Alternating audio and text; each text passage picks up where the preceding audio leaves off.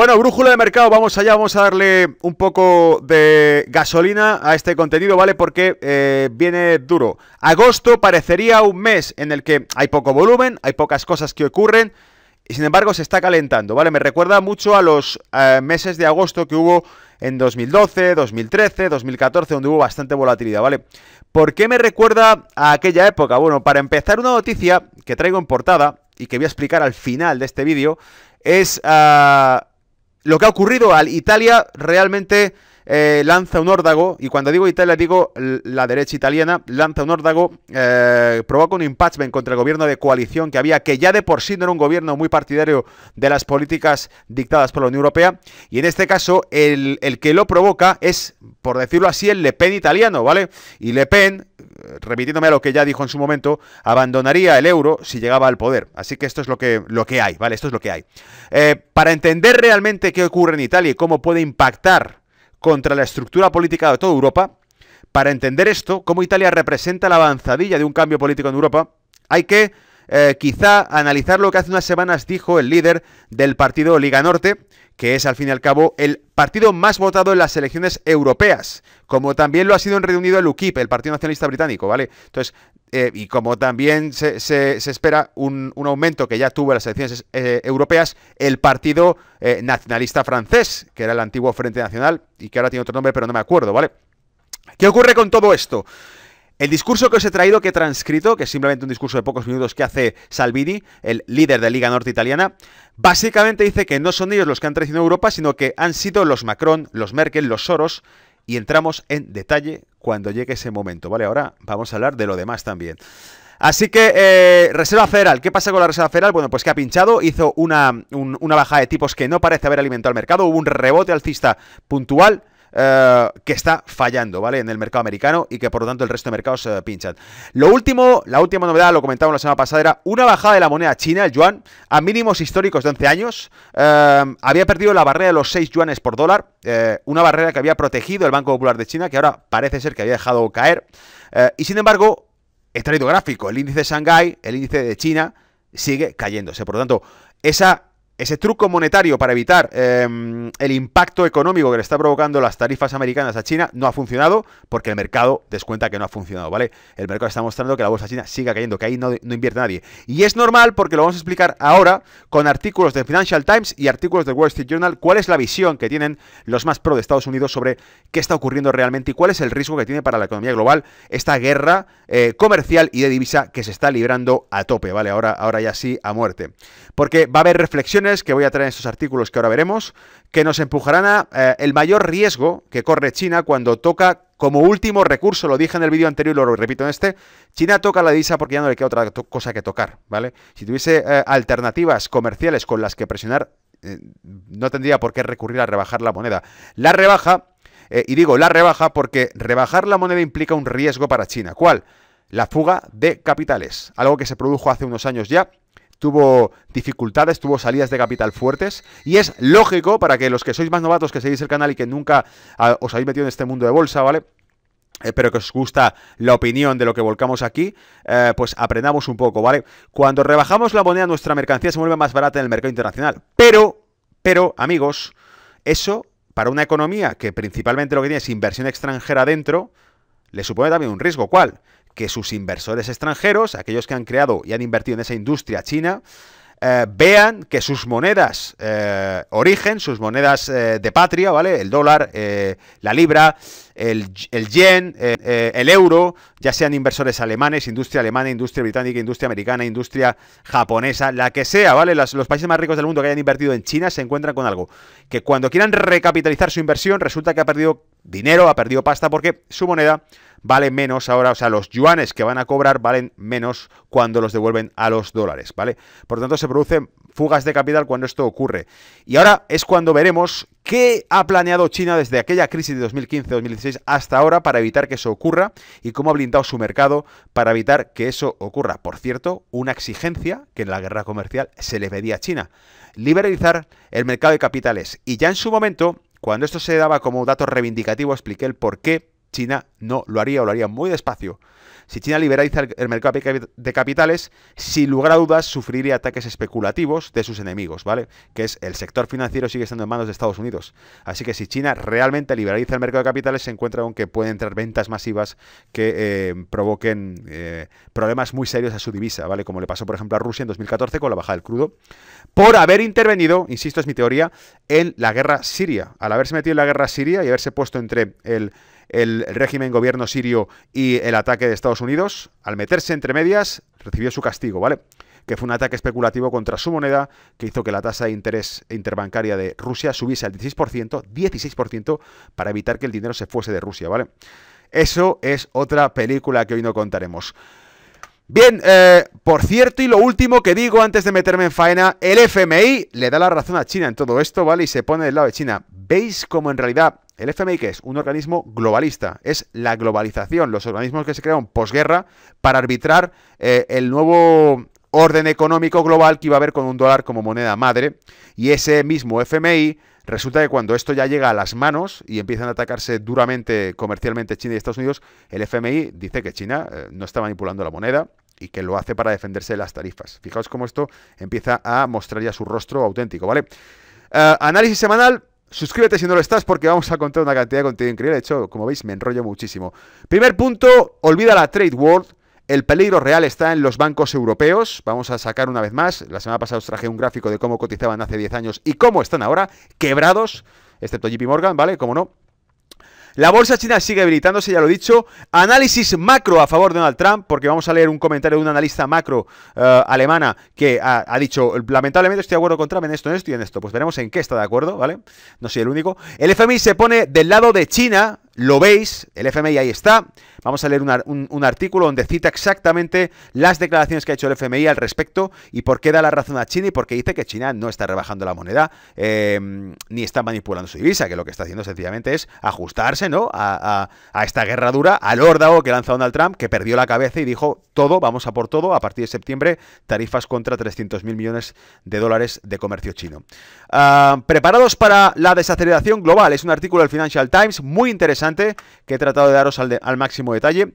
La debilidad del yuan pone a prueba las medidas contra la fuga de capitales en China. Es aquí donde vamos a estudiar qué podría ocurrir con China y con su divisa, ¿vale? Y es un artículo del Wall Street Journal, ¿vale? Así que creo que hay contenido de sobra. Italia desafía con todo a Europa y es ahí cuando Salvini ataca con esto, ¿vale? Entremos en materia ya. Estos son los gráficos que muestran la capitalización bursátil de los principales bancos de Europa. Tenemos Unicredito, italiano, Commerzbank y Deutsche Bank, alemanes, ¿vale? Fijaos realmente cómo los gráficos nos están mostrando que algunos ya lo han hecho y otros están en rumbo de llegar a la capitalización que tenían en 2009. Es decir, estamos vislumbrando realmente niveles de mínimos en el sector financiero europeo como ocurrió en 2009, ¿vale? Está ahí, lo podéis ver. Y por supuesto viene de la mano la publicación del Twitter de Holger, que se define a sí mismo como un maníaco de los mercados financieros, ¿vale? Este señor alemán, más de una vez lo he sacado porque hace tweets muy buenos, donde nos da claves esenciales, ¿vale? Y te dice, olvídate de la trade war, forget the trade war, el riesgo real para la economía global está en la espiral de deuda, en la espiral mortal de la eurozona y de sus bancos. Dice, el mejor indicador de esto es la capitalización de mercado de estos bancos que sigue debilitándose. Unicredito ha caído 21 billones esta semana, Commerzbank 6 billones, seguidos de débiles números, ¿vale? Así que ahí tenéis el dato. Y como decía, la bolsa china sigue debilitándose. El Banco Popular de China no logra generar compras en el índice de Shanghái. La divisa se ha rebajado. Han aumentado las bandas también de fluctuación para que llegue hasta 7 dólares el yuan. Renminbi baja mínimos de 11 años, pero aún así no logra estabilizar la bolsa china, que sigue cayendo. Ahí tenéis el gráfico. Esa tajada, ese último sprint, ese último rally que ha hecho para abajo, lo ha hecho ahora, después de haber rebajado el renminbi, el yuan, ¿vale? Así que vemos que no funciona, de momento, al menos a nivel de bolsa, nadie va a invertir, parece que nadie va a invertir en la bolsa china, pese a que la moneda esté más barata. Cosa que ocurre al revés, imaginaos esa bajada a niveles de mínimos de 11 años del dólar, que habría pasado con el SP500, pensadlo, una rebaja de la Reserva Federal del dólar a mínimos de 11 años, ¿qué habría producido en el SP500 con una tasa de interés del 2,25% actualmente, ¿vale? Analista macro a favor de Donald Trump. Veamos quién es. Y aquí tenemos su publicación. Y nos dice directamente: la Fed necesita tomar medidas en respuesta al endurecimiento de la liquidez global del dólar y al alza del dólar. He sacado gráfico en el reporte que publico los lunes del índice dólar mostrando que hay una tendencia alcista que no parece irse de ahí. Llevamos los últimos 3 meses prácticamente en rangos laterales, pero no pierde su tendencia alcista y todo parece indicar además que el objetivo del dólar es llegar a 100 puntos el índice dólar. Eso significaría movimientos bajistas contra el euro, movimientos bajistas contra la libra dólar también, o alcistas mejor el libra dólar, ¿vale? Lo cual nos va dejando claro que el dólar sigue estando sobrevalorado, como decía Donald Trump. Tuvieron su oportunidad la semana pasada, dice esta señora, dice, pero la desperdiciaron. La Reserva Federal se refiere, pudieron haber hecho algo con el anuncio de tipos, pero lo desperdiciaron. Es un raro momento de acuerdo con Donald Trump. Dice, en este extraño momento en el que ella se pone de acuerdo con Donald Trump, dice Juliet, que Powell debería ser despedido, se pone de acuerdo con Trump en esto. Y dice, grandes gráficos y cuadros y datos apoyan toda la narrativa de Juliet. A pesar de estos desarrollos, Juliet cree que la fortaleza reciente del dólar todavía es en última instancia insostenible. Fijaos, y por eso lo he traído, porque de algún modo suena en la misma frecuencia algo que he repetido mucho. El dólar va a subir, y su subida, la subida del dólar será el último coletazo antes de un cambio global en todo lo que hemos visto, ¿vale?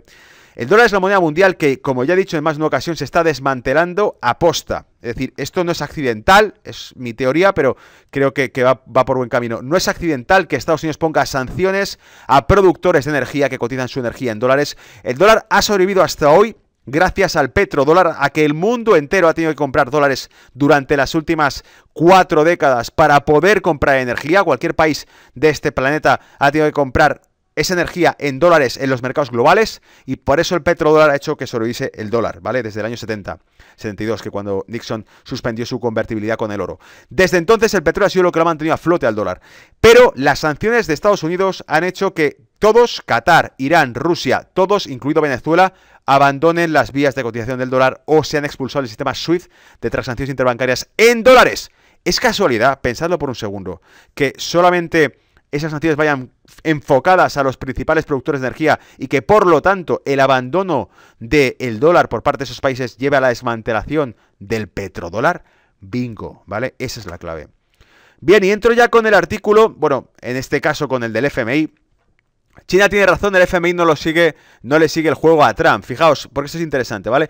El Fondo Monetario Internacional no apoya la afirmación del presidente Donald Trump de que China manipula su moneda para tener ventaja comercial. Para empezar, el propio secretario del Tesoro americano, Mnuchin, dijo que lo catalogaban como una manipulación de divisa, ¿vale? La entidad lo hizo tras publicar el informe anual de políticas económicas del gigante asiático. El FMI afirmó esto en su informe de políticas del gigante asiático. El FMI concluye así que el valor del yuan en 2018 estaba ampliamente en línea con los indicadores fundamentales a medio plazo y con las políticas convenientes, en palabras de James Daniel, jefe de misión del FMI para China. China ha progresado en aumentar la flexibilidad del tipo de cambio y apoyamos el país a la hora de aumentarla. Es decir, si ha bajado el yuan es porque China ha aumentado las bandas de fluctuación, pero no seamos idiotas, no las aumenta para que suba el valor del yuan, las aumenta para que pueda seguir cayendo el yuan, ¿vale? Esas bandas en las que quiere que el tipo de cambio se quede encerrado. Al abrirlas, el tipo de cambio puede seguir bajando, ¿vale? Eso es lo que ocurre realmente. Pekín siempre ha definido que el tipo de cambio flexible estabiliza automáticamente el ajuste macroeconómico y la regulación de la balanza de pagos. Ahí está, acordaos, balanza de pagos, todo esto va de guerra comercial, ¿vale? Y que no devalúa su moneda. Es más, China siempre ha cumplido con los compromisos que ha ido contrayendo en las cumbres del G20 en materia económica. Sin embargo, el precio del yuan ha disminuido como resultado de la oferta y la demanda del mercado. Que se haya depreciado el yuan frente al dólar es, según señaló The Economist, una reacción natural del mercado de la decisión de Washington de aumentar los aranceles. Es decir, claro que es natural, porque es lo primero que haría si caen las exportaciones de Alemania, es precisamente como dijo Steve Jacobsen, hace falta una recesión económica en Alemania. ¿Qué demonios tiene que ver Alemania con esto, Gonzalo? Bueno, te diré por qué. Del mismo modo que hace falta una recesión en Alemania para que Alemania tome medidas de estímulo, hace falta una recesión en China para que China tome medidas de estímulo. Evidentemente es una reacción natural bajar el valor de la moneda, es decir, manipular la tasa de cambio para poder mantener el nivel de las exportaciones, porque si no se van a pique. Si no puede vender, lo único que puede hacer es rebajar la moneda, ¿vale? Tras la publicación del informe oficial del FMI, algunos expertos estadounidenses han afirmado que con él se confirma que China no manipula el tipo de cambio. ¿Quién dice esto? Y que Estados Unidos abusó de su posición de fuerza en el sistema financiero y comercial internacional. ¿Y quién es el idiota que piensa que Estados Unidos no va a abusar de su sistema financiero global? Lo he repetido 1000 veces, es la primera economía del mundo, es la más potente en el sector financiero y tiene el mayor ejército del mundo, así que todavía está por ver lo que va a ocurrir si esto no funciona. Es decir, no sé si leéis entre líneas, ¿vale? De modo que seguimos y paso el artículo del Financial Times para que no se haga demasiado extenso el vídeo, ¿vale? Bien, este también está muy interesante porque nos dice, preparados para una desaceleración global, ¿vale? Una global downturn. Es la calma antes de la tormenta. La volatilidad del mercado de la semana pasada fue desencadenada por el conflicto comercial entre Estados Unidos y China, que se convirtió en una guerra de divisas en toda regla. Pero en el fondo se trata de una incapacidad de la Reserva Federal de convencernos de que su recorte de tasas de julio fue simplemente un seguro para proteger contra una recesión futura. Como muestra cualquier número de indicadores, desde los débiles índices de gerentes de compras, que ya los cité yo la semana pasada, los PMI bajos, en los Estados Unidos, España, Italia, Francia y Alemania, hasta el aumento de las bancarrotas corporativas y el aumento en los depósitos en los Estados Unidos. La recesión mundial ya ha comenzado. China puede haber calmado temporalmente los mercados al estabilizar el renminbi, pero estamos ante lo que Ulf Lidal, director ejecutivo de la investigación de divisas de AG Business Associates, llama un verano de miedo. Espera que la reversión de la media del Dow Jones que comenzó en enero de 2018 se convierta en un mercado bajista que durará una década. Es decir, dice, superó su media, la reversión del precio hacia la media, que se empezó a producir en 2018, es el inicio de algo que durará 10 años de mercado bajista, según este señor, ¿vale? Es una opinión basada en datos. Dice, la desviación del Dow Jones de su línea de tendencia ha sido de 130% o más. No es la primera vez que sucede.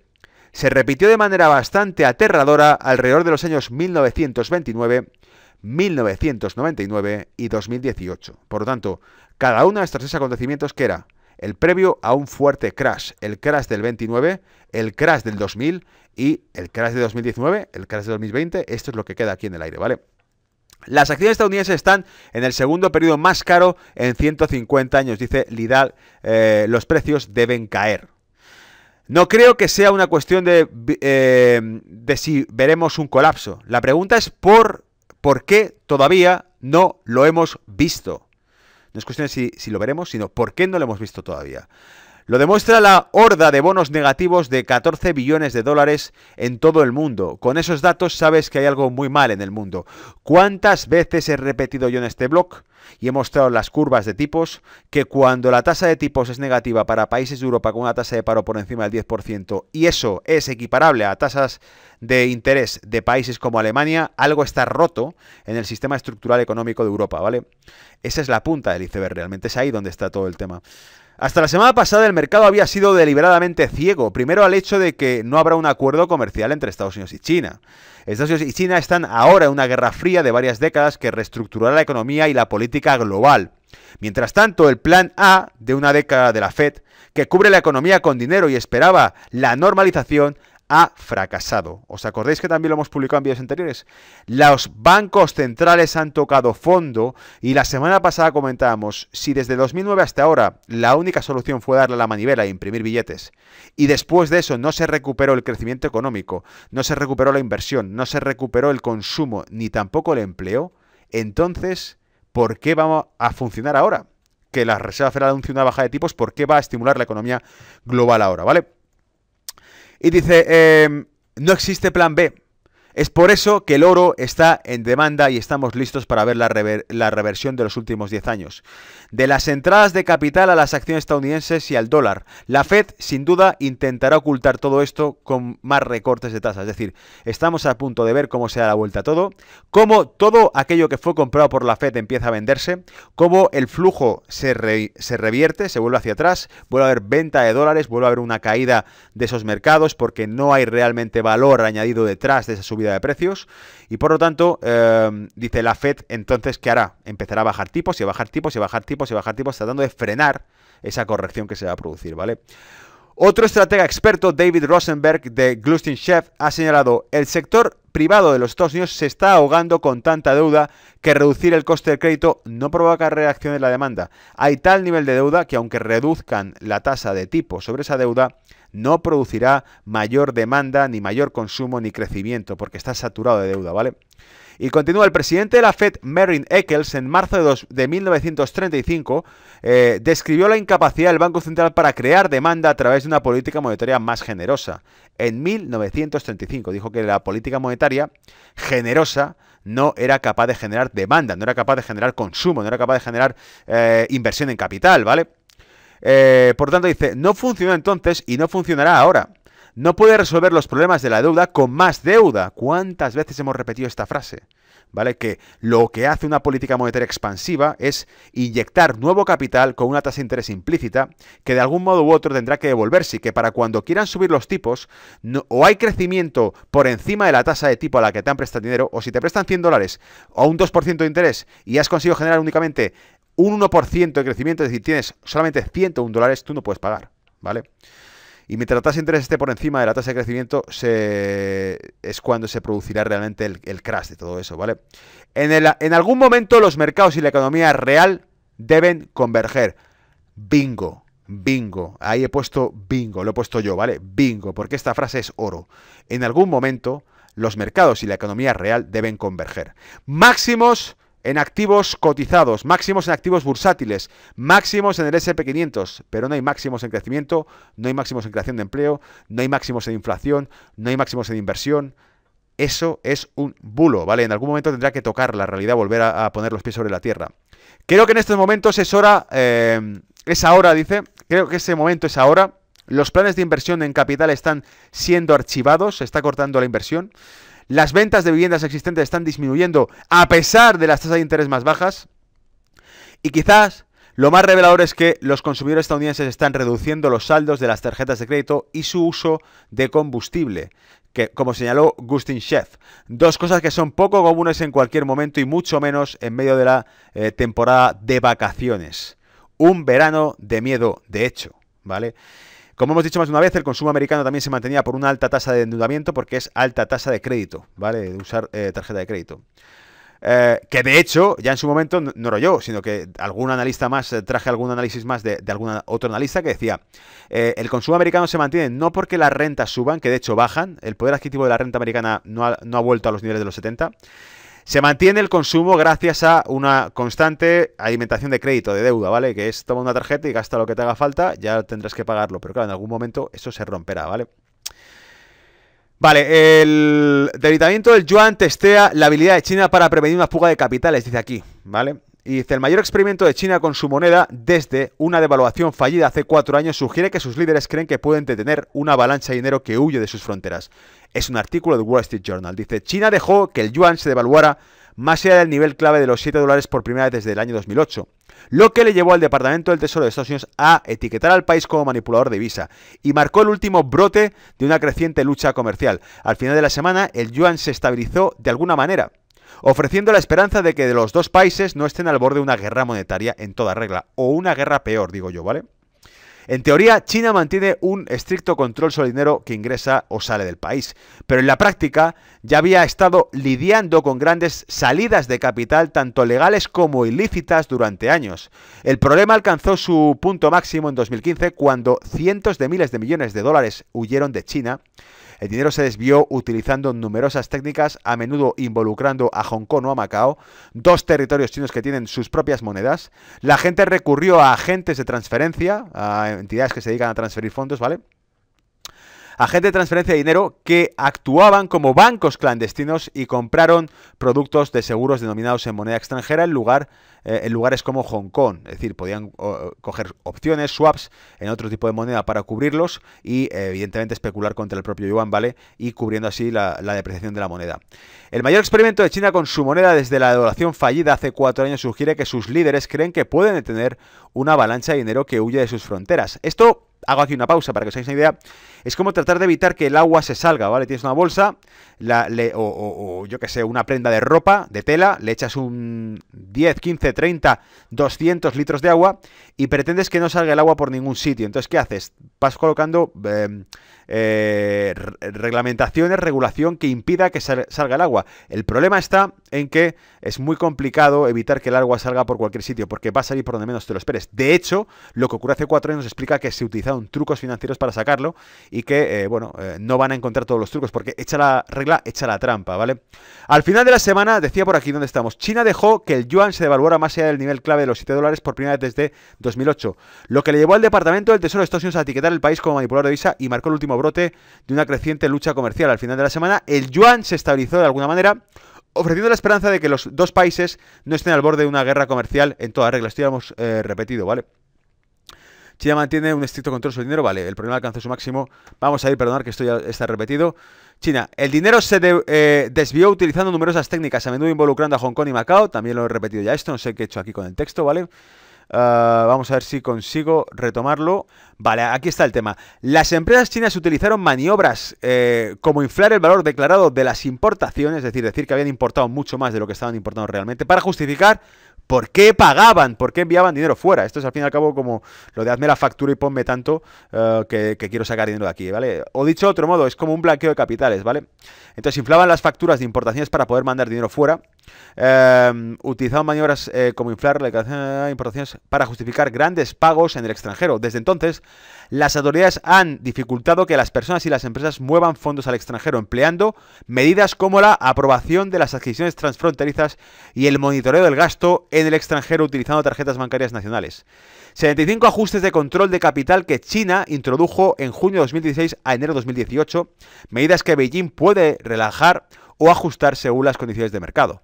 La voluntad de las autoridades chinas de permitir que el yuan se debilite sugieren que se sienten cómodos con la capacidad de las medidas administrativas existentes para evitar grandes salidas de capital. Creen que lo tienen controlado, ¿vale?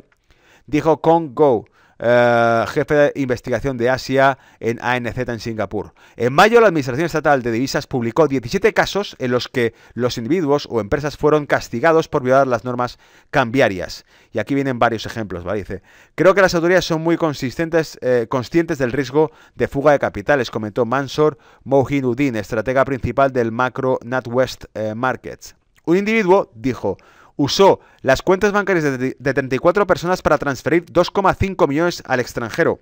Según la ley china, cada individuo puede comprar hasta $50.000 en moneda extranjera al año. El delincuente fue multado con 830.000 yuanes, es decir, $117.767, y colocado en una lista de vigilancia, dijo la agencia gubernamental. SAFE dijo que multó a otra persona que compró 13,8 millones de yuanes en dólares estadounidenses a través de 16 transacciones con cambistas no registrados y multó a una empresa comercial que fabricó transacciones para transferir más de 15 millones al extranjero. Es decir, fabricó transacciones, se inventó compras para poder mandar dinero fuera, ¿vale? Esto también podría crear problemas a los promotores inmobiliarios chinos y a otros inversores, atención a esto, corporativos que toman prestado crédito del extranjero ya que sus ganancias son en yuanes, pero los préstamos que deben devolver están en dólares. De hecho, la deuda en dólares emitida en el extranjero por compañías chinas se ha disparado en los últimos años. Acordaos de la crisis de Argentina y de Turquía hace bien poco, recientemente, porque emitían su deuda en dólares. ¿Qué están haciendo? Coger préstamos extranjeros, lo mismo que están haciendo las empresas chinas. Dice, a finales de marzo las compañías chinas tenían cerca de 900.000 millones de dólares en títulos de deuda denominados en dólares, casi 3 veces la cantidad de hace 5 años, según datos del Banco de Pagos Internacionales de Basilea. Es decir, están súper endeudados en una moneda que va a fortalecerse. En la medida en que el Banco Popular de China rebaje el valor del yuan, impulsará el impago de esas compañías, porque no podrán pagar una moneda que cada vez se vuelve más cara contra su yuan, ¿vale? Ese es lo que se vuelve interesante.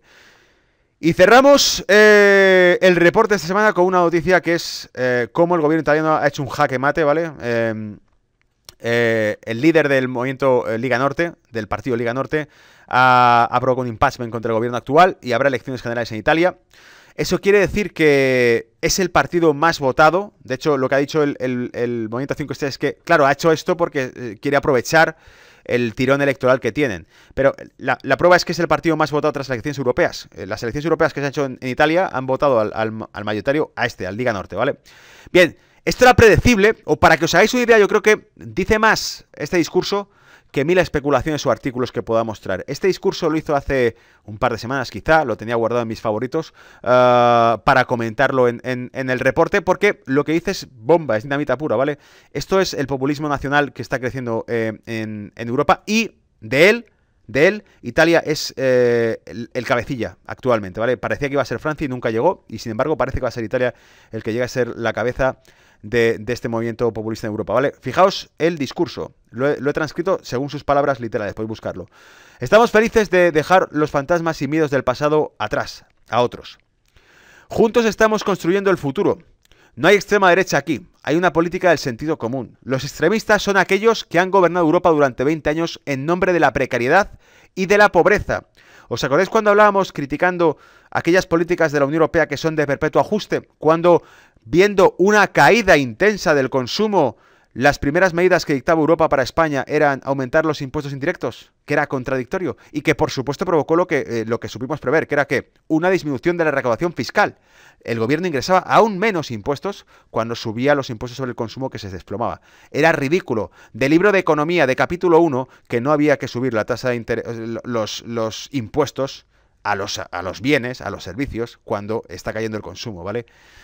¿Quién ha traicionado a Europa?, decía Salvini. ¿Quién ha traicionado el más bello sueño dibujado por los padres fundadores? La Europa del pueblo y de las naciones. La Europa de Gasperi. Gasperi era uno de los fundadores de la socialdemocracia en Italia, ¿vale?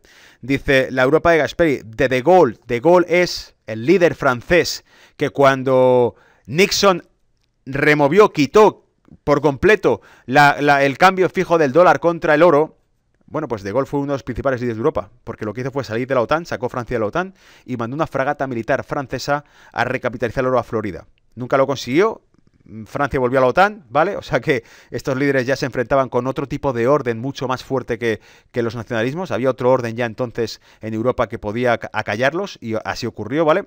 Y dice, de Gaulle o Margaret Thatcher. ¿Os acordáis que publiqué también un comentario, una frase de Margaret Thatcher que decía que si dejábamos la política monetaria en manos de organismos europeos, organismos centrales de Europa, estaríamos dejando que cargos no electos, que no habían elegido los británicos, decidiesen sobre la tasa de interés de los británicos? Es decir, haríamos que personas que no han sido elegidas por los británicos decidan lo que van a pagar los británicos en los bancos. Eso es lo que ocurriría, ¿vale? Como también le dijo el líder del Partido Nacionalista británico, en este caso no italiano, en el Parlamento Europeo, refiriéndose al presidente de la Unión Europea.